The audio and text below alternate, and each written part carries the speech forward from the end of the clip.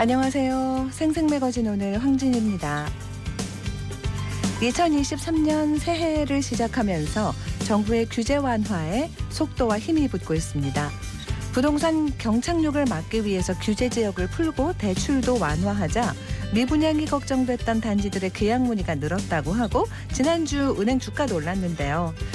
2년간 집값이 10% 넘게 떨어지면 깡통 전세가 속출할 거란 전망이 많죠. 정부는 지금 상황에서는 규제를 푼다고 집값이 오르지도 않을 거고 과거처럼 빚내서 집 사라는 것도 아니라면서 정책 방향을 분명히 했습니다. 그리고 지난주에 또 그린벨트 완화 소식도 관심이 뜨거웠습니다. 시도지사가 해제할 수 있는 그린벨트 면적을 3배로 늘렸는데요. 지역의 여러 현안 사업을 추진하는 데 탄력을 받을 수 있다는 기대가 커지고 있습니다. 그런데 그린벨트에 여러 순기능이 있잖아요. 그래서 급격한 해제에 따른 난개발 같은 부작용을 걱정하는 목소리도 큰데요. 농지 훼손이라든가 아니면 도시의 허파로 불리는 녹지가 줄어들 수 있어서 그린벨트 해제 권한은 아주 적절하게 사용해야 합니다. 오늘 시사초점에서는 대구시가 큰 방향을 어떻게 잡고 있는지 얘기 들어볼게요. KBS 대구 1라디오 생생매거진 오늘 1월 9일 월요일 순서 시작합니다.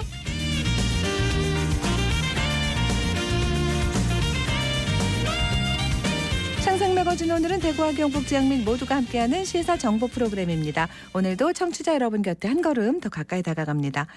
미세먼지가 너무 심해가지고 계속 답답한 날이 이어지죠. 안동, 포항, 울릉 연결해서 날씨와 소식 전해드립니다. 안동입니다. 경북 북부 지역 오늘 하늘은 구름 많겠고 어제 쌓인 먼지와 중국발 스모그까지 유입되면서 낮 한때 미세먼지 나쁨 수준까지 오르겠습니다. 호흡기 관리 잘 해주셔야겠고요. 당분간 기온은 평년보다 3에서 5도가량 높아 큰 추위 없겠지만 일교차가 10도 이상 벌어지겠습니다. 아침에 영하 10도 내외로 출발해서 한낮에는 영상 10도 내외의 기온 보이겠고요. 안동은 낮 최고 기온 9도, 봉화 8도까지 오르겠습니다. 면역력 떨어지지 않도록 건강관리에 신경 써주시기 바랍니다. 영양군 농업기술센터는 지난해에 이어 농번기 농기계 임대료 50%를 올 상반기까지 감면하기로 했습니다. 코로나19 확산으로 인한 노동력 부족으로 어려움을 겪고 있는 관내 농업인을 지원하기 위해 추진된 건데요. 임대사업소에서는 지난 한 해 임대료 감면으로 5,160농가에서 1억 2,300만 원의 혜택을 받고요. 올해도 1월부터 임대료 50% 감면을 실시하기로 한 겁니다. 감면 대상은 임대사업소 회원가입 농업인을 대상으로 하고요. 농기계 임대사업소에서 임대하는 61종 475대 전 기종에 대해서 이달부터 6월 30일까지 실시하고 약 6,500만 원 정도의 농업인이 혜택을 받을 수 있을 것으로 기대하고 있습니다. 안동에서 전해드렸습니다. 이어서 포항입니다. 날이 조금 풀리긴 했지만 건조함은 여전히 남아 있습니다. 경북 동해안을 중심으로는 보름 가까이 건조주의보 이어지고 있는데요. 계속해서 불조심해 주셔야겠습니다.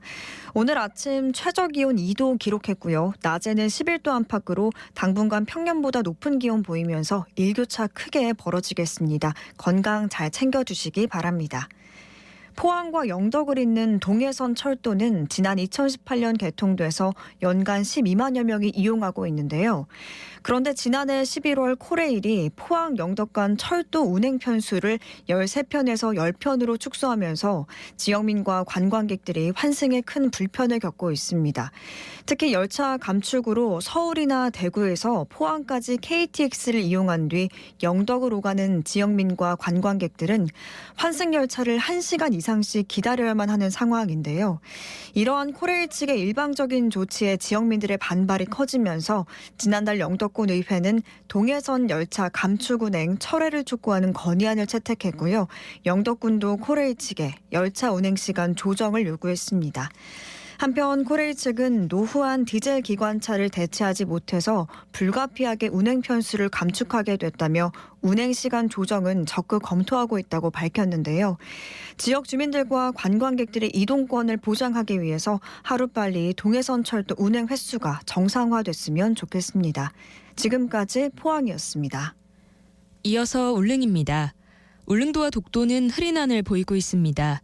현재 기온은 어제보다 2도 높은 9도, 습도는 66%입니다. 동해 중부 먼바다에는 서풍이 불면서 1에서 2.5m의 물결이 일고 있습니다. 오늘 여객선은 정상 운항합니다. 울릉군이 설 명절을 맞아 여객선 운임 할인 행사를 엽니다. 코로나19로 인한 사회적 거리두기와 고향 방문 자제 등의 이유로 3년 만에 여객선 운임 할인이 이뤄지는 건데요. 할인 대상은 귀성객 본인 또는 울릉군의 8촌인의 친인척을 두거나 등록 기준지가 울릉군으로 돼 있는 출향인으로 포항과 울릉을 오가는 2만 톤급 대형 여객선 기본 운임의 30%를 할인합니다. 할인 기간은 18일부터 27일까지 10일간이고 객실은 4인실 내측과 6인실에 한정됩니다. 여객선 할인 혜택을 받기 위해서는 여객선 표를 선사 측에 사전 예약 예매한 뒤 울릉군청 홈페이지에서 귀성객 여객운임 할인 신청을 해야 하는데요. 12일까지 울릉군청 홈페이지를 통해 인터넷 신청을 받으니까요. 선표 예약을 먼저 하신 후에 기간 내에 군청 홈페이지를 통해 접수하시길 바랍니다. 지금까지 울릉이었습니다.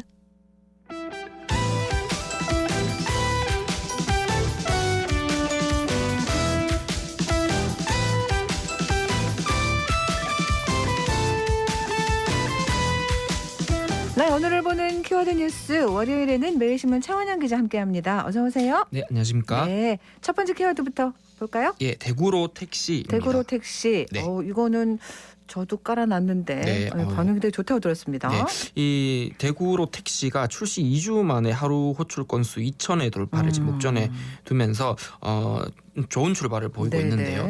이 다수의 기사를 더 확보했고 배차 시간이 이 평균 7초에 불과해서 지금 좋은 평가를 받고 있습니다. 네. 이 택시앱 운영사인 인성데이터 측에 따르면은 이 지난달 22일이었죠. 대구로 택시앱이 출시되고 보름이 지난 5일까지의 이 호출 건수는 이 17,978건을 기록했는데요. 하루 평균 1,199건으로 지난 5일에는 1,944건 이렇게 첫날 612건의 3배를 웃돌면서 하루 2,000콜 돌파도 지금 눈앞에 두고 있습니다. 이용 시간대를 보면 오전 8시부터 9시에 출근 시간대하고 오후 6시, 7시에 퇴근 시간대 그리고 밤 9시에서 10시까지 이 귀가 시간대로 나타났고요. 평균 요금은 한 7,000원 정도 됐습니다. 아니 평균 배차 시간이 7분도 아니고 7초라는 게 엄청난 건데요? 네, 뭐 굉장히 빠른 속도라고 볼 수 있는데요. 네. 이달 3일 이후 집계한 평균 배차 시간이 이제 고객이 호출하고 기사가 콜수락까지 하는 게 이제 7초라는 얘기입니다. 그래서 운영사가 이제 지난 6일 기준 또 기사 수를 보면 개인 택시는 한 5,600여 명, 법인 택시는 한 990여 명 해가지고 합쳐서 5,682명이 지금 참여하고 계시다고 해요. 그래서 또 많은 기사 수를 확보한 것도 좀 좋은 출발의 효과로 분석을 하고 있습니다. 네. 일단 수수료가 낮다는 거. 네네. 그게 아마 기사분들한테도 좋을 거고 네. 우리도 그렇잖아요. 그죠? 맞습니다. 네. 앞으로 이렇게 쭉 성공할까요? 일단 관건은 몇 가지 있습니다. 네. 카카오티에 비해서 아직까지 상대적으로 낮은 인지도 차이를 극복하는 게 가장 급선무고요. 때문에 대구로 운영위원회가 이 대구로 택시 안착을 위해서 뭐 홍보나 판촉 행사를 본격화할 계획을 가지고 있습니다. 네. 우선적으로 이제 입찰 절차를 거쳐서 한 3월쯤에는 택시 4,000대 정도가 이 대구로 갓등 설치도 하고 지금 랩핑 작업을 완료할 예정이고요. 네. 지금 현재까지는 시범 운행용으로 준비했던 택시 110대 이외에는 택시 갓등이나 랩핑 등은 없습니다. 아, 그래요? 네. 예.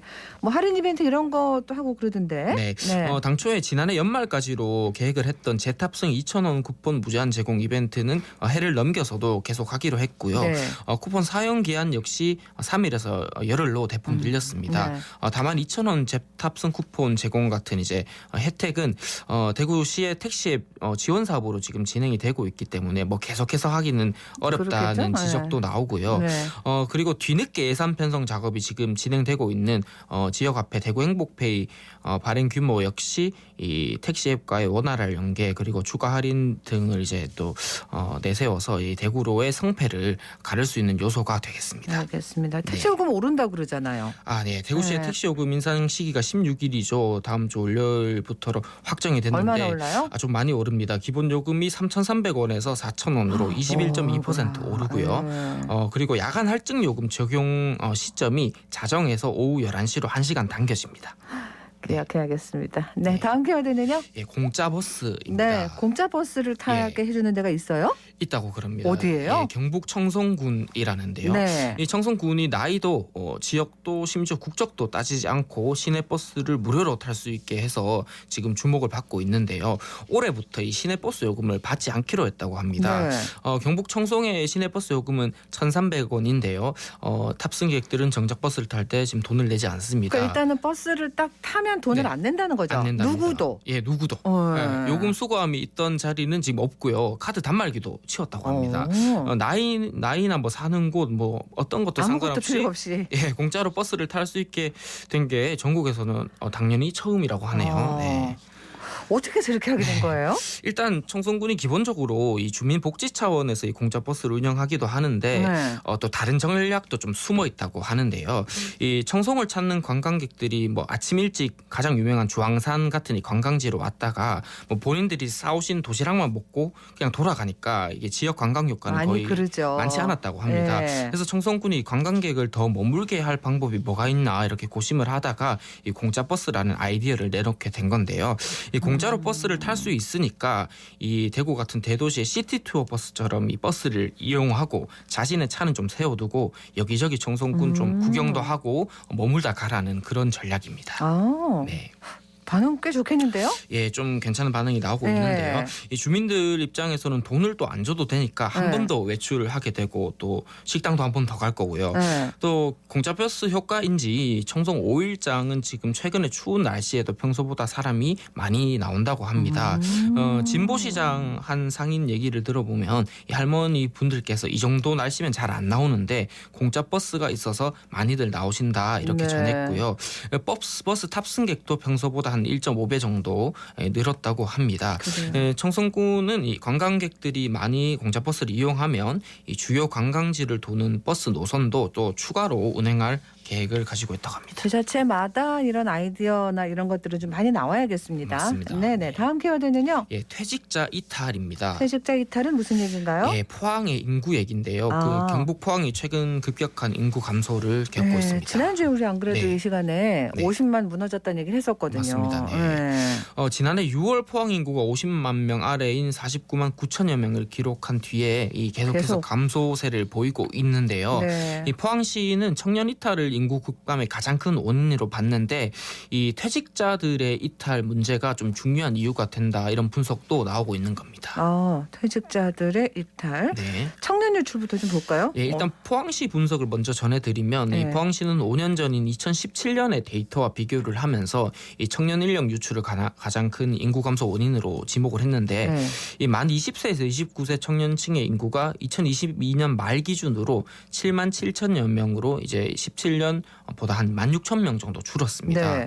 반면에 만 60세에서 69세 장년층은 같은 기간 10만 5천여 명에서 13만 1천 명으로 이제 오히려 늘었거든요. 네. 그러니까 2017년 당시에는 50대 인구가 상대적으로 많았고 이들이 60대로 넘어오면서 이 인구 증가 폭을 키웠다고 지금 포항시는 보고 있습니다. 그래요. 그래서 이제 통계에서 인구 유출의 원인을 이제 장년층은 늘고 청년층이 대폭 준 것으로 지금 분석을 하고 있는 겁니다. 네. 그러니까 뭐 한두 가지가 아닐 거 아니에요. 네네. 요인은. 예. 네.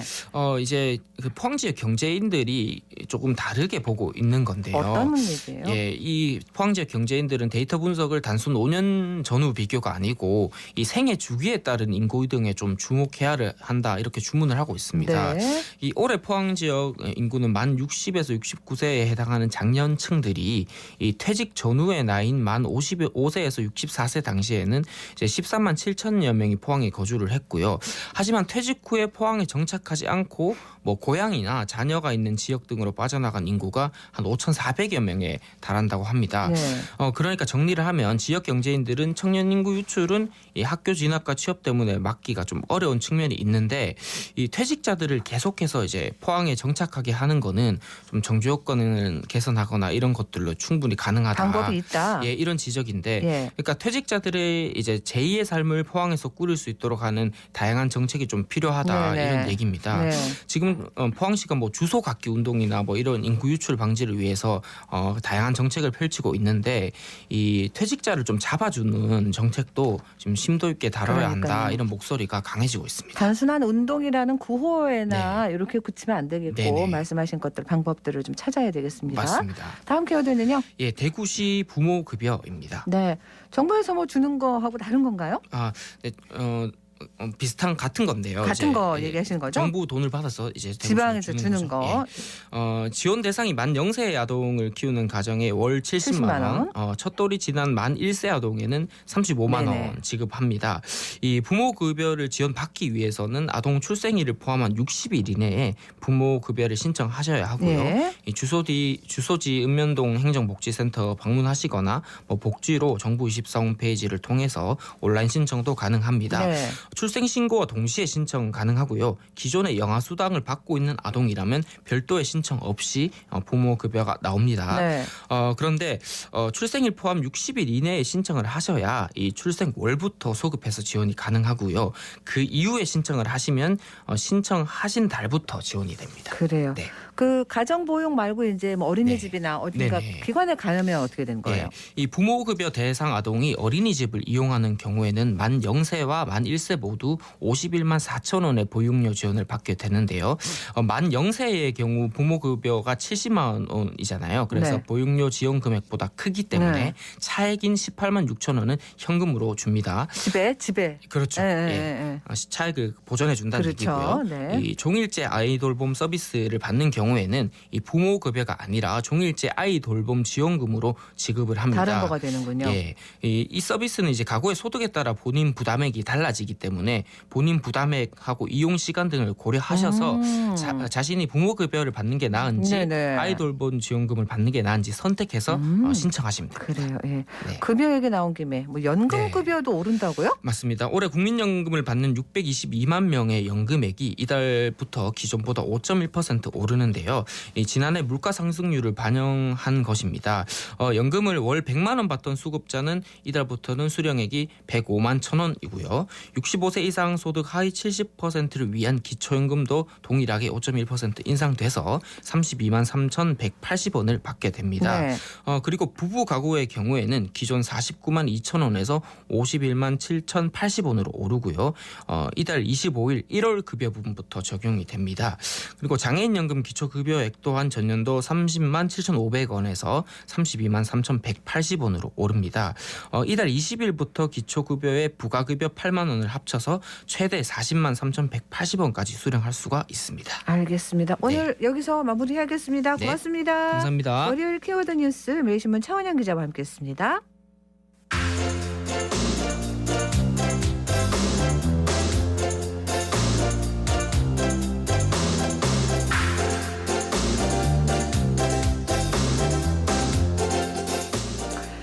음악인 김광석이 세상을 떠난 날이 1996년 1월 6일이었습니다. 김광석이 태어난 날도 1월이더라고요. 1월의 남자.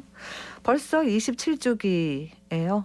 대구 중구 김광석 다시 그리기 길에서 추모 행사가 열렸는데 여전히 많은 사람들이 그를 기억하고 그의 노래를 사랑합니다.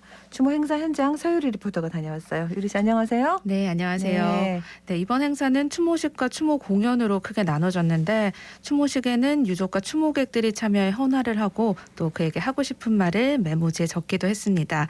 이어진 추모 공연에서는 박창근, 심상명, 가을정원 등 여러 가수들이 고 김광석 씨의 명곡들을 불렀는데요. 현장 소리와 중구청 관광진흥과 장고은 주무관 이야기 들어봅니다.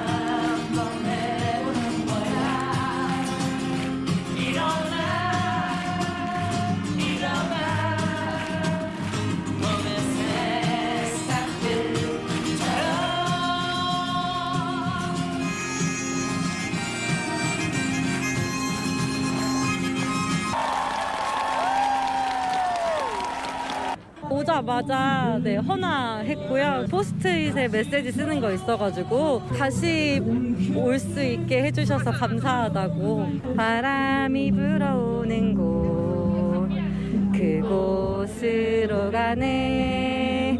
2022년도에는 코로나19로 추모 행사를 소규모 비대면으로 진행해 왔었는데요. 올해에는 대면 행사로 전환하고 예상도 확대하였습니다. 특히 추모 공연은 슬프고 무거운 공연보다는 함께 그리워하고 추억하며 즐기는 공연으로 기획하여서 추모객들과 관광객들이 한마음이 되어 즐기는 소중한 시간이 되었던 것 같습니다. 해마다 변함없이 많은 분들이 오시는 것 같아요. 네, 맞습니다. 네, 이 공연에 열린 콘서트홀은 추모객들로 정말 가득했는데요. 안전을 위해 양옆 통로 한 칸만 비워놓고 나머지 자리에서는 관객들이 노래를 따라 부르면서 고 김광석 씨를 추억했습니다. 네. 공연장 안으로 들어오지 못해서 밖에서 또 기다리는 시민들이 꽤 많았는데 김광석 씨의 노래에는 좀 평범한 사람들의 이야기가 담겨져 있잖아요. 좀 그래서 그런지 60, 70대 어르신들부터 20, 30대 젊은이들까지 정말 다양한 연령대의 사람들에게 여전히 사랑받고 있었습니다.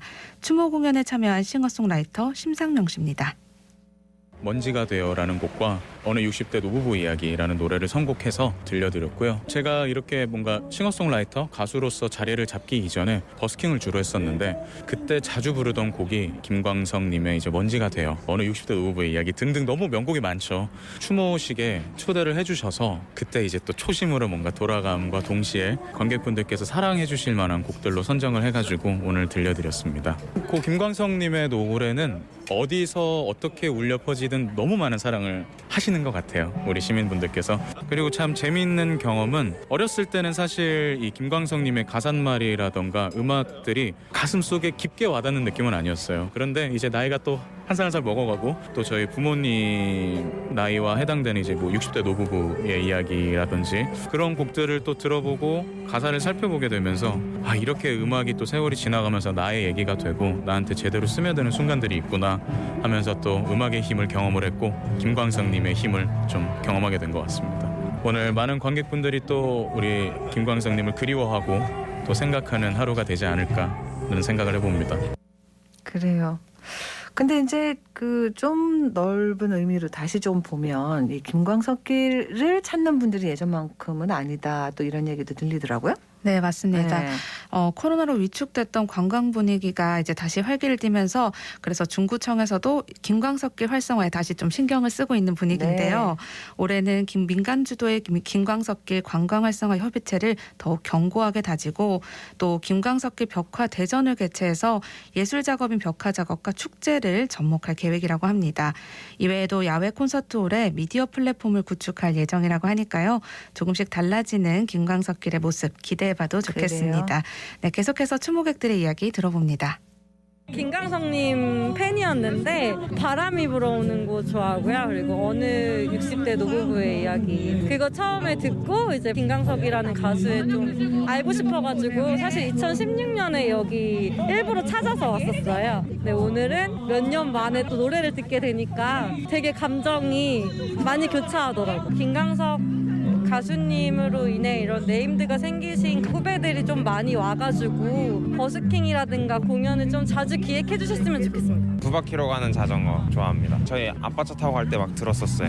생각한 것보다 사람이 많고 어르신들이 많이 계셔서 김광석님의 인기를 실감할 수 있었어요. 근처에 김광석님과 관련된 컨텐츠 같은 게 많이 생기면 더 많은 사람들이 유입될 것 같아요. 1월 6일 추모일을 알고 있었거든요. 예, 그래서 제주에서 날아왔습니다. 잊어야 한다는 마음으로 노래 좋아하고 또 일어나 이 노래가 희망적인 노래 같고 그래서 들을 때마다 많이 위로받고 그런 노래입니다. 잊지 않겠습니다. 김광석님 그리고 노래 들으면서 많은 분들이 위로받고 너무 행복한 시간 보냈습니다. 오늘 이게 김광석 추모제를 통해서 많은 사람들이 음악을 통해서 하나가 되는 것처럼 평상시에도 이 김광석길 많이 찾아주시고 또 여기 주변의 상권도 많이 좀 발달했으면 좋겠고 다른 이렇게 뭐 행사 같은 걸 해서 많이 활성화됐으면 하는 바람입니다. 네, 영원한 가객 고 김광석 씨의 음악이 앞으로도 많은 사람들에게 위로와 희망이 되고 또 더불어 올해는 김광석길이 북적북적 붐비길 바라봅니다. 그래요. 잘 들었습니다. 네, 고맙습니다. 서유리 리포터였습니다.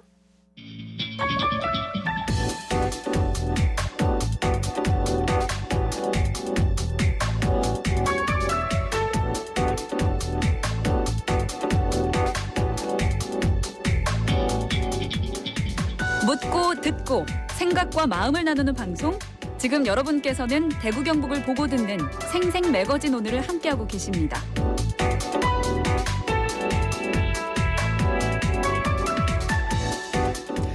지역의 많은 현안 사업들이 그린벨트와 엮여 있습니다. 투자를 받거나 터를 확보해도 이 그린벨트를 풀지 못해서 사업에 어려움을 겪는 경우들이 많았는데요. 비수도권에서는 그래서 해제 권한을 더 확대해달라는 강력한 요구가 있었습니다. 이제 적정 수준의 해제 권한 사용은 더 중요해졌는데요. 규제 완화가 갖는 의미 오늘 좀 알아볼게요. 대구시 도시계획과 허주영 과장 연결합니다. 안녕하세요. 네, 안녕하세요. 네, 지난해 말에 이제 정부가 상반기 중에 그린벨트 제도 개선안을 내놓겠다라고 했고 상당히 빨리 결정됐어요. 예, 개발제한구역의 제도 개선안이 전 지자체에서 지속적으로 요구했던 부분이기도 하고요. 네. 최근 국토부와 지자체 간의 회의를 통해서 지자체 건의사항을 논의하고 또 국토부 장관과 시도지사 협의회 임원단의 간담회에서도 임원단의 강력한 건의가 있었습니다. 네. 이러한 지자체의 현실적인 개선 요구와 지역 균형 발전을 위한 정부의 규제 완화 필요에 따라서 네. 지난 3일 국토부에서 시도지사의 개발제한구역 해제 권한을 대폭 확대하는 내용의 2023년도 업무계획 발표가 있었던 것으로 생각됩니다. 네. 규모가 많이 늘었죠? 예, 맞습니다. 네. 그 규모를 좀 봐주세요. 정확하게 얼마나 되는지. 예, 기존 시도지사 해제 권한이 30만 제곱미터 이하 규모였는데 이번에 비수도권의 시도지사 해제 권한이 100만 제곱미터 미만으로 3배 이상 대폭 확대되었습니다. 네. 축구장이 대략 7천 제곱미터 정도 되는데 100만 제곱미터 규모는 축구장 150개 정도 크기라고 생각하시면 쉽게 이해되실 것 같습니다. 네. 그리고 시도지사 권한 확대 외에도 반도체, 방위산업, 원전산업 등 국가 전략사업은 해제 총량에서 제외하기로 했습니다. 그동안 지자체가 계획하는 개발 사업들에서 100만 제곱미터까지 되는 거는 많이 없었지 않았나요? 예, 통상 지자체가 계획하는 개발 사업 중에서 면적이 100만 제곱미터 미만인 사업이 85%를 차지하고 있습니다. 대구에서는 100만 제곱미터 이상 규모의 지자체 주도 사업은 수성의료지구가 유일하고요. 네. 그 외에도 모두 국책사업인데 유라택지지구, 영경택지지구, 신서혁신도시 조성이 있습니다. 대구시가 필요로 하는 사업 그리고 그 대상 사업 대상지를 대구시에서 직접 개발 제한을 해제할 수 있게 되면 네. 보다 주도적으로 사업 계획을 수립하고 추진할 수 있을 것입니다. 그래요. 그린벨트로 불리는 개발제한구역 제도가 도입되고 규제 완화한 게 이번이 처음은 아니잖아요. 예, 맞습니다. 네. 그동안 제도가 어떻게 적용되어 왔는지도 좀 봐주시죠.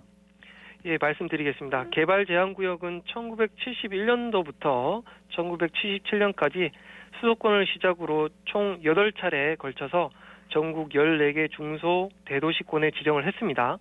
지정 면적은 5,397제곱킬로미터로 당시 국토 면적의 5.4%에 해당되는 규모입니다. 지정 이후에 개발제한구역은 허물어진 집을 수리하는 것조차도 허용되지 않았습니다. 하지만 외환 위기를 겪으면서 주민재산권 보호와 부족한 도심택지 확보 요구가 커지면서 1999년에 규제 개선으로 해제가 가능하게 되었습니다. 2001년부터 2003년까지 구역 전체 실효성이 낮은 7개 중소도시권은 전면 해제하고 대도시권은 국책사업, 집단 취락지구, 지역 현안사업 등으로 부분적으로 해제가 되어서 예. 현재 존치 면적은 지정 당시에 비해서 면적의 70% 정도 됩니다. 시도지사 해제 권한 확대는 지난 2016년 3월 시행령 개정으로 30만 제곱미터 이하 규모의 해제 권한이 정부에서 대구시장 등 시도지사에서 위임된 이후에 이번에 다시 개선해서 시도지사 해제 권한이 100만 제곱미터 미만 규모로 대폭 확대되었습니다. 네. 이번 개선안은 인구 감소로 인한 지방 소멸 위기, 수도권 집중화 문제 등 지역 균형 발전을 고려한 것이기 때문에 네. 해제 권한 확대가 수도권은 제외하고 비수도권에만 해당됩니다. 그러면은 지금 수도권과 비수도권 또 우리 지역 그린벨트 면적 어느 정도나 되나요? 예, 21년 말 기준으로 개발제한구역 전체 면적이 3,793제곱킬로미터인데 예. 그중에 수도권 개발제한구역은 1,365제곱킬로미터로 전체 개발제한구역 면적의 36%, 비수도권 지역의 개발 제한 구역 면적은 2,428제곱킬로미터로 전체 개발 제한 구역 면적의 64%입니다. 네. 대구시 개발 제한 구역 면적은 400제곱킬로미터이고 그중에서 달성군이 47.4%로 가장 많고 두 번째로 동구가 23.5%, 북구가 15.4%로 세 번째로 많은 지역입니다. 그렇군요. 지역에서 이제 여러 분석이나 전망들을 내놓고 있습니다. 현재 대구시가 진행하고 있는 사업들, 특히 탄력을 받게 될 사업들 어떤 게 있을까요? 예, 맞습니다. 현재 우리 시에서 추진 중인 핵심 사업 가운데 개발 제한 구역 해제가 반드시 필요한 사업들이 많이 있습니다. 공항 이전이라든지 군부대 이전, 산단 조성과 같은 대구시에서 핵심 사업으로 추진하고 있는 것들이 있는데 특히 대구공항이나 군부대는 개발 제한 구역에 현재 입지하고 있습니다. 이 군부대와 공항이 이전하게 되면 후적지 개발이 필요한데 후적지 개발을 위해서는 개발 제한 구역 해제가 반드시 필요합니다. 또 산단 조성과 같은 대규모 개발 용지 확보가 필요한 사업의 경우에는 개발 제한 구역을 제외하고는 대규모 개발이 가능한 용지 확보가 어렵습니다. 네. 시도지사 해제 권한이 확대되면 기존 30만 제곱미터의 해제 규모에 구애받지 않고 또 해제 소요 기간이 단축되기 때문에 대구시에서 추진 중인 여러 핵심 사업을 속도감 있게 추진할 수 있을 것으로 기대하고 있습니다. 하지만 해제 기준이 완화된 것이 아닙니다. 기존의 해제 요건을 그대로 충족해야 하기 때문에 지자체의 해제 권한이 확대되었다고 해서 해제가 쉽게 된다는 말은 아닙니다. 이 부분은 오해가 없으셔야 할 것 같습니다. 그러니까 그 부분을 아주 신중하게 해야 된다는 얘기죠. 네, 맞습니다. 그리고 기후위기 속에서 또 환경을 보호하려는 노력도 사실은 더 커지고 있지 않습니까? 예. 그래서 그린벨트의 순기능도 사실은 고민 안 할 수가 없는데요. 네, 맞습니다. 그 말씀하신 난개발 이런 거는 막아야 되고 그걸 잘 관리하는 방안 어떤 게 있을까요? 예, 개발 제한 구역은 산업화 시기의 급격한 발전으로 인해서 도시의 무질서한 확산을 방지하고 도시 주변의 자연 환경 및 생태계를 보존하기 위해서 도입해서 현재까지 관리되어 왔습니다. 네. 따라서 규제 개선도 개발 제한 구역의 기본 취지를 훼손하지 않는 범위에서 검토되고 있습니다. 개발 제한 구역 해제의 기본 방향은 개발 제한 구역 제도의 기본 골격은 유지하고 보존 가치가 낮은 지역을 선별하여 부분적으로 해제하는 것입니다. 환경 훼손과 난개발 방지를 위해서 환경평가와 도시계획이 선행되고 이후에 해제하는 방식으로 조정됩니다. 그중에서도 개발 제한 구역 내 집단 취락지 등 불합리한 지역은 우선적으로 해제하고 개발 제한 구역으로 계속 유지되는 지역은 철저히 관리하면서 개발 제한 구역 내 주민생활 불편을 완화하기 위해서 주민지원 사업을 추진하고 있습니다. 또 해제로 발생하는 개발 이익은 환수하기 위해서 원칙적으로 국가, 지자체 등 공공기관에 의한 공영개발 방식으로 개발하고 있습니다. 이번 개발 제한 구역 규제 개선에서도 시도지사 권한 확대와 함께 보존 지역을 철저히 관리하는 방안과 공영개발 요건을 강화하겠다고 밝혔는데요. 구체적인 방법에 대해서는 지자체 의견 수렴 과정을 거쳐서 확정될 예정입니다. 해제 절차에 있어서도 위임 해제 시에는 국토부 사전 협의와 중도위 심의 등 안전장치가 마련되어 있습니다. 이번 규제 개선으로 국토부 사전 협의는 중도위 사전 심사반으로 운영이 대체되고 중도위원장은 비수도권 위원으로 위촉해서 지역 여건을 감안할 수 있도록 개선합니다. 지자체에 전권을 주는 거는 아닌가요? 예, 맞습니다. 네. 어떤 얘기인지 설명 좀 해주시죠. 예, 아까 앞서 잠깐 설명을 드렸는데 기존의 시도지사 권한 해제에 대해서도 국토부 사전 협의 절차를 거쳐야 되고요. 해제 대상지의 일부 보전 가치가 높은 지역이 포함되는 경우나 인접시도에 이견이 있는 경우 또는 분할 개발 우려가 있는 경우에 대해서는 중앙도시계획위원회 심의를 거치도록 하는 안전장치가 있습니다. 네. 해제 권한이 위임되었다고 해서 쉽게 해제가 가능한 것이 아닙니다. 개발제한구역법이나 개발제한구역 조정지침에 따라서 해제 기준을 준수해야 합니다. 또 기존 국토부 사전협의 절차를 이번 중도위 사전심사반을 신설해서 지자체 사전 컨설팅을 강화하는 방법으로 개선했는데요. 네. 현재는 중도위 심의 필요성에 관하여 국토부 실무부서의 협의만으로 판단하는 것을 중도위에서 좀 더 전문적이고 심도 있게 심의할 것으로 예상됩니다. 구체적인 방법에 대해서는 추후 지자체와 논의를 통해서 결정될 예정입니다. 전체적으로 이번 개선안은 비수도권의 개발제한구역 해제 권한을 확대하면서 보전 지역은 더욱 철저히 관리하고 해제 기준을 강화해서 질서 있는 개발을 유도하는 것이 되겠습니다. 언제부터 적용하는 거예요? 이번에 발표된 개발제한구역 규제 개선안 중에서 비수도권의 지자체 해제 권한 확대는 국토부에서 올 상반기에 시행령을 개정하는 것으로 계획하고 있습니다. 네. 그리고 해제 총량이나 공영개발 요건 강화, 지자체 사전 컨설팅 계획 강화하는 지자체 의견 수렴과 논의를 거쳐서 진행될 예정입니다. 그래요. 이 비수도권 그린벨트 규제 완화와 함께 공간혁신구역이 도입된다. 그거는 어떤 거예요?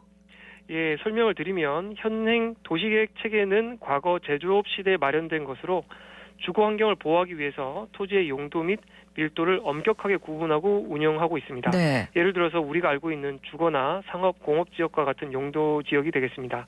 그러나 4차 산업혁명, 디지털 전환 등 변화로 인해서 직주 근접, 고밀 복합 개발 등과 같이 과거와 다른 새로운 공간 전략이 요구됩니다. 네. 이런 의미에서 융복합적 도시 개발이 가능한 공간혁신구역이 이번에 도입되었습니다. 공간혁신구역은 크게 도시혁신구역, 복합용도구역, 도시계획시설 입체복합구역으로 구성되어 있습니다. 이런 공간 도시혁신구역은 기존 도시계획 체계를 벗어나서 건물의 용도나 용적률 등을 자유롭게 지자체가 정할 수 있게 되어 있고 이를 통해서 민간이 선호하는 도심 내 유일부지의 업무, 호텔, 병원 등 다양한 시설이 고밀 융복합되는 개발 사업이 활성화될 것으로 기대하고 있습니다. 국토부에서는 공간혁신제도의 구역의 제도적 도입을 위해서 관련 법률인 국토계획법을 올해 안에 정비할 예정입니다. 자, 이제 앞으로 더 아마 뭐 개발이냐 보전이냐 균형 있어야 한다, 뭐 어느 쪽 좀 더 해야 된다 이런 얘기들이 더 나오지 않을까 싶은데 나올 것 같아요. 그죠? 예, 맞습니다. 자, 우선 대구시가 뭐부터 하는지 계획 있으면 좀 마지막으로 정리해 주시죠. 예, 앞으로도 굉장히 저희가 할 역할이 커지게 될 것 같은데요. 우선 규제 개선안의 구체적인 방법에 대해서 국토부와 지자체 간의 협의가 이루어질 예정입니다. 우리 시에서는 실효성이 있는 개발 제한 구역의 규제 개선과 함께 공간혁신 구역의 지역 발전에 적극적으로 활용될 수 있도록 국토부와 국토교통부와 면밀하게 협의해서 추진하도록 하겠습니다. 알겠습니다. 오늘 말씀 잘 들었습니다. 예, 감사합니다. 네, 대구시 도시계획과 허주영 과장 얘기 나눠봤습니다.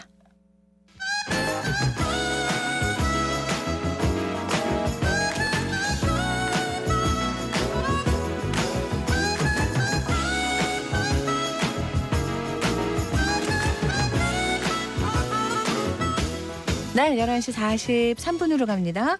정치 알아야 바꾼다. 정치 알바 김수민 시사평론가와 함께합니다. 안녕하세요. 네, 반갑습니다. 네, 윤석열 대통령이 신년벽두에 조선일보하고 인터뷰를 했는데 이때 얘기한 중대선거구제가 지금 순식간에 전개 화두로 떠올랐네요. 우선 소선거구제, 중대선거구제 개념부터 좀 얘기해 주세요. 네, 소선거구는 한 선거구에서 한 명을 뽑는 제도고요. 중대선거구는 한 선거구에서 여러 명을 뽑는 제도입니다. 네. 소선거구는 한 명이 분명한 지역 대표자다라고 돼 있기 때문에 지역 대표성이 분명하다는 옹호론이 있었거든요. 그런데 다만 소선거구에서는 그 당선자를 찍은 표 외에는 죽은 표, 사표가 되기 때문에 정당 지지율과 의석이 비례하지 않는다는 특징이 있습니다. 네. 그러면서 여러 성향의 주민들을 대변하는 여러 대표가 있어야 된다는 취지에서 중대선거구제가 등장을 했던 건데요. 다만 유의할 것은 중대선거구제에도 여러 가지 종류가 있다라고 하는 것입니다. 과거 1980년대에 한국에서 2인 선거구제가 있기도 했는데요. 네덜란드 같은 경우는 150명 국회의원 전원을 한 선거구에서 선출을 하고 있는 제도도 있습니다. 그리고 이 중대선거구제에서도 후보별 득표만 따져서 순위를 가려서 당락을 가리는 단순 다수제도 있지만 네. 정당 지지율을 먼저 따져서 정당 의석을 먼저 배분하고 그 다음에 후보별 득표로 당내 당락을 결정하는 개방형 비례제도 있습니다. 이게 어떻게 설정하느냐에 따라 참 아주 많은 것들이 생겨날 텐데 그렇다면은 윤석열 대통령이 얘기한 중대선거구제는 어떤 거라고 볼 수 있어요? 네, 자세하게 언급하지는 않았는데요. 근데 조선일보 인터뷰에서 지역에 따라 2명, 3명, 4명 뽑는다는 표현을 썼거든요. 네. 그렇다면 2명 내지 4명 뽑는 2, 3, 4인 선거구다라고 볼 수 있겠습니다. 중대 선거구제 중에서는 비례성이 떨어지는 제도라고 볼 수 있고요. 특히 2명을 뽑는 경우는 거대 양당이 한 석씩 약속한 듯이 나눠 가지는 역효과가 생겨서 소선거구보다 더 위험하다는 지적도 많이 있습니다. 그리고 정치 선진국 중에는 소선거구보다 중대 선거구가 더 많이 있긴 하지만요. 다만 중대 선거구인데 2명이나 4명 정도를 뽑는 곳은 굉장히 드물다라고 하는 것도 특징입니다. 다른 나라 선거구제도 궁금합니다. 아까 잠깐 얘기해 주신 곳들도 있었습니다만 세계적으로 소선구제 하는 나라, 중대선거구제 하는 나라 어떻게 나뉘는 건지 또 중대선거구제 어떻게 시행들을 하고 있는지도 궁금해요.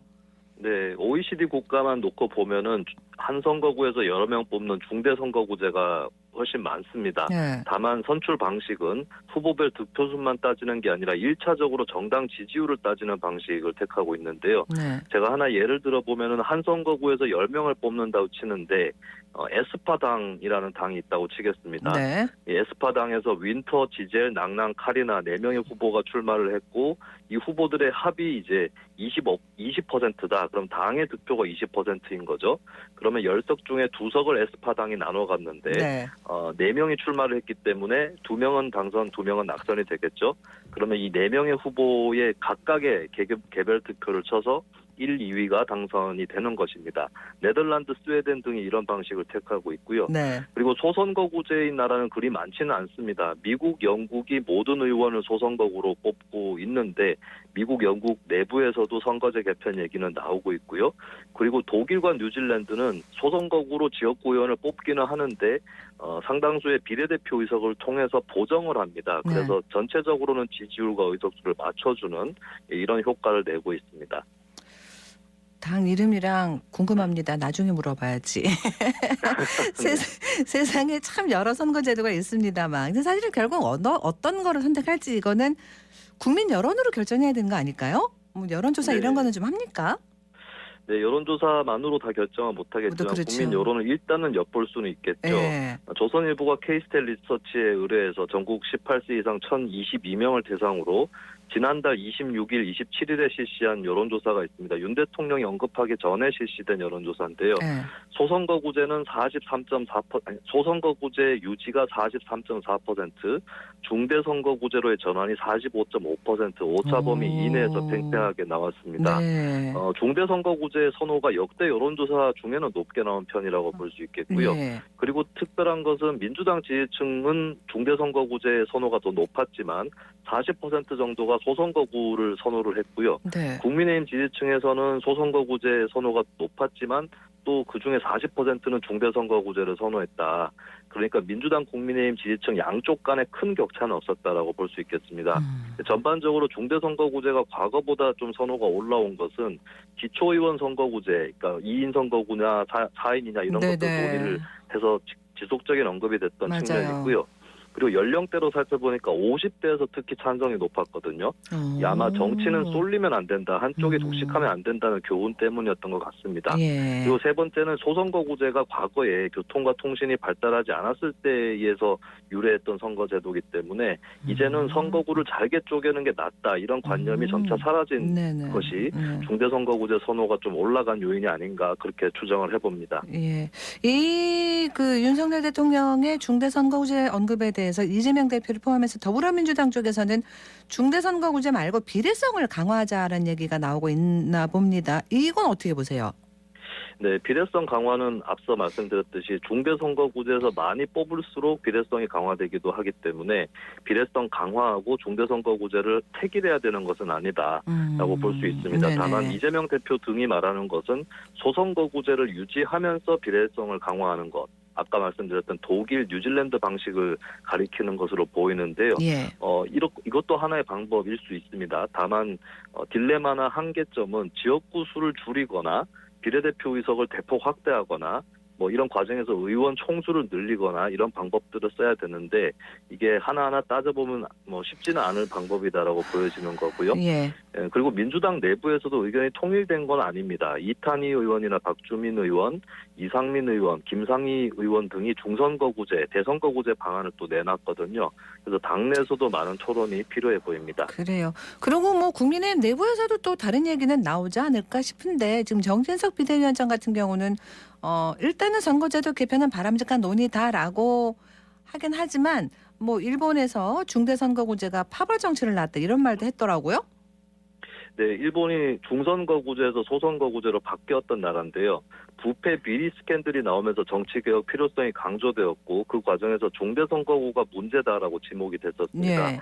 한 지역구에 여러 명 당선되는 구조니까 한 당이 여러 명을 공천하는 것이고 그러면 당내 파벌끼리 공천 자리를 나눠 먹었다라고 하는 것인데요. 예. 근데 소선거구제로 바뀌고 나서는 어떤 문제가 생겼냐면 한 선거구에서 한 명만 공천을 하니까 1인 지도자 중심, 총재 중심으로 당이 흘러가더라. 일본은 또 의원 내각제 국가 치고는 굉장히 총리나 당수의 중심성이 강한 국가이기도 합니다. 네. 또 한 선거구에 한 명만 뽑다 보니까 제1당이 과반을 휩쓰는 수준도 더 강해져서 일본 자민당의 일당 독주가 더 강해졌다라고 하는 비판도 나오고 있기 때문에 소선거구제로 바꾼 것이 과연 정치개혁이었느냐 이런 반문도 한편으로 나오고 있습니다. 네. 기존 정치인들의 그 계산이 정신없이 바빠질 텐데 사실 중대선거구제 얘기 나온 거는 지역주의를 어떻게 좀 타파해보자라는 게 깔려 있잖아요. 네, 그렇다면은 이 중대선거구제가 또 대구 경북 쪽에는 어떻게 보여질지 어떤 역할을 할지 이런 것들을 약간 얘기 좀 해볼 수 있을까요? 네, 중대선거구제도 아까 말씀드렸듯이 몇 명을 뽑느냐에 따라서 효과가 달라질 수 있는데요. 네.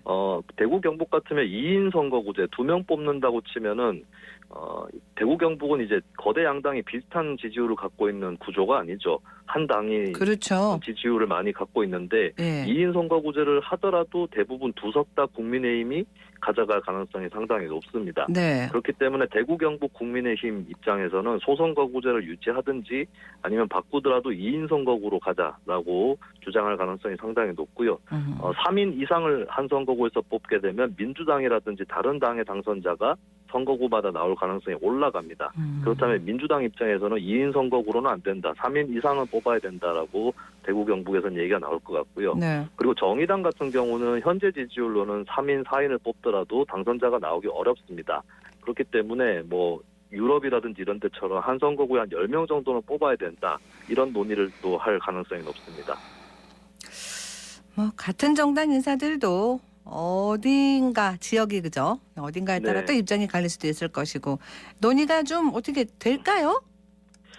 네, 일단은 이제 국민의힘 같은 경우는 영남권에서는 좀 부정적이고요. 그리고 호남 지역에서도 썩 긍정적이진 않은 게 3인 4인을 뽑더라도 의원을 내기 어렵다라고 판단을 할 것 같습니다. 예. 그렇다면은 근데 그렇다고 중대선거구제 자체를 반대하기보다는 더 많이 뽑자, 5인 이상 뽑자 이런 논의가 호남 지역 국민의힘에서 있을 것으로 보이고요. 네. 그리고 국민의힘에서는 특히 서울 강북 지역처럼 살짝 졌는데 득표율로는 살짝 졌는데 의석을 확지는 이런 지역에서 이제 좀 여러 명을 한 선거구에서 뽑으면 적어도 뭐 3, 4인을 뽑는다 쳐도 한두 석은 갖고 갈 수 있는 거 아니냐 이런 것 때문에 국민의힘 내부에서는 서울 강북 지역의 인사들이 다소 선호도가 높은 편입니다. 그리고 민주당 같은 경우는 이제 아까 말씀드렸듯이 이탄희 박주민 의원들은 4명 내지 11명까지 한 선거구에서 선출하는 방안을 또 내고 있거든요. 예. 일단은 당 내에서도 민주당이나 국민의힘이나 의견들이 엇갈리는 부분이 있어서 이걸 먼저 모아야 될 거라고 보여지고요. 법정 이 선거법 개정 시한이 4월까지라고 하지만 보통 예전에도 그랬듯이 4월 넘겨서 그렇죠, 뭐. 내년 4월 총선 전에 보통 개정을 해왔기 때문에 올해 내내 뜨거운 토론 과제가 될 것 같습니다. 얘기 나온 건 너무 오래됐는데 사실은 우리 일반인들 같은 경우는 사실 이게 그러니까 일단 뭐 어려워 이렇게만 먼저 생각할 수 있단 말이죠. 네네. 그래서 이걸 좀 잘 그래도 알아야 뭔가 선택을 할 수 있는데 그 알아야 바꾸는 거 아니겠습니까? 맞습니다. 네, 뭐 좀 팁 좀 줘보세요. 네, 이 선거제도는 사실 그 국가의 정치나 경제까지도 영향을 많이 끼치는 맞습니다. 제도거든요. 예, 제가 뭐 정답을 제시하지는 않겠는데요. 이런 기준으로 한번 생각을 해보시죠. 국회는 국가대표를 뽑는 그런 기관인데 그죠? 국가대표는 어떻게 구성돼야 되느냐 두 가지 방법이 있습니다. 첫 번째는 지역별 대표자들의 모임이 곧 국가대표다라고 생각하신다면 소선거구제 지지 쪽에 가깝고요. 예. 이념이나 계층에 따른 대표자로 구성돼야 된다라고 생각하신다면 중대선거구제나 비례성 강화가 맞습니다. 그리고 지역 대표자가 한 명인 게 확실하다. 그리고 지역 단위가 작기 때문에 민주적이다라고 생각하시는 분들은 소선거구제를 지지하시는 쪽이 더 적합하고요. 지역의 대표자가 여럿이어야 여러 주민들이 대변된다라고 생각하신다면은 중대선거구제 쪽이 좀 더 맞습니다. 아, 뒤에 중요한 얘기가 있는데 오늘 선거구제 얘기한다고 지금 시간은 다 갔습니다. 좀 어쨌든 내년 4월 전에 뭐가 좀 방법이 바뀔 가능성은 있을까요? 네, 일단 예전보다는 좀 가능성이 올라간 것 같아요. 그래요? 예, 여야 양쪽에서 찬성하는 논의들이 나오고 있고, 또 지난번에도 그랬듯이 문재인 전 대통령이 긍정적으로 언급하면서 선거법 개정이 물살을 탔듯이 이번에도 윤석열 대통령의 발언도 동의 여부를 떠나서 선거법 개정에 물꼬를 트는 데는 기여했다고 볼 수 있습니다. 알겠습니다. 오늘 여기서 마무리할게요. 고맙습니다. 네, 감사합니다. 네, 정찰바 김수민 시사평론가와 함께했습니다. 교통정보입니다. 윤가영 리포터. 네, 먼저 시내도로 정보입니다. 달서로 반곡의 내거리에서 구 대형학원 3거리 방향입니다. 구 대형학원 3거리 250m 못 간 지점 3차로 쪽으로 화물차 4대가 정차 중인데요. 정차 구간이 커브길입니다. 구간 주의해서 안전하게 이동하셔야겠습니다. 성당로는 두리봉 내거리에서 성당 내거리 방향으로 성당 내거리 100m 못 간 지점 1차로 쪽으로 화물차가 정차하고 있는데요. 작업 중인 것으로 확인됩니다. 구간 1차로는 피하셔야겠고 월곡로는 월성 내거리에서 상인 내거리 방향으로 상인 내거리 신호 2번 정도 예상하셔야겠습니다. 이어서 고속도로입니다. 중부내륙고속도로 창원 방향과 대구 방향 모두 성서 나들목 구간으로 차량 많아지는 모습이고 경부고속도로는 부산 방향으로 편안한 흐름 보이고 있습니다. 반대 서울 방향으로도 안전거리 넉넉히 두고 이동하는 모습입니다. 지금까지 이 시각 교통정보였습니다. 경북 성주에서 올해 첫 참외가 출하됐다고 합니다. 벌써 아삭하고 달달한 성주 참외 진짜 최고죠. 올해는 지난해 12월에 일조 시간이 또 길어가지고 당도가 더 높아졌다고 하는데 이 첫 출하를 시작으로 올해 18만 톤을 생산해서 농가는 역대 최고 수입을 기대하고 있습니다. 겨울에 더 맛있겠네요. 성주 참외 저도 빨리 맛보고 싶습니다. 1월 9일 월요일 생생매거진 오늘 여기까지입니다. 함께해 주신 여러분 고맙습니다.